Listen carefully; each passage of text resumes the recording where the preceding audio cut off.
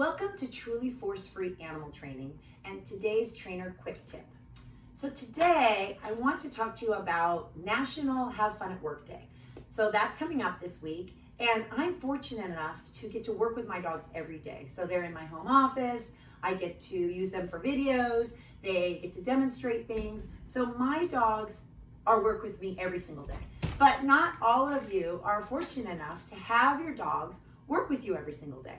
So if you want to take your dog to work, so that's a goal that you have, you might want to work on some skills so that they are well behaved at work, because it's a little embarrassing to take a dog who's all over the place when you go to work.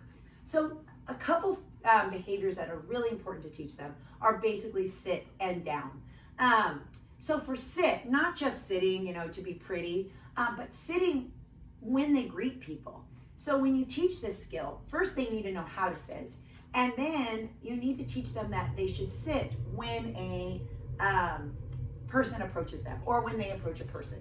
So they learn that that's the way to get attention, is by sitting. So I'm going to show you a couple of those things in a minute. And the other thing is to teach them how to lay down nicely. So you can see Captain right now, he knows that if I'm kind of ignoring him, he's just going to lay down and stay with me until I cue him to do something else. At work, it's also good to teach them to be able to lay down like this while you're in a chair. And for some dogs, sometimes that's a little difficult. So I'm going to show you that too.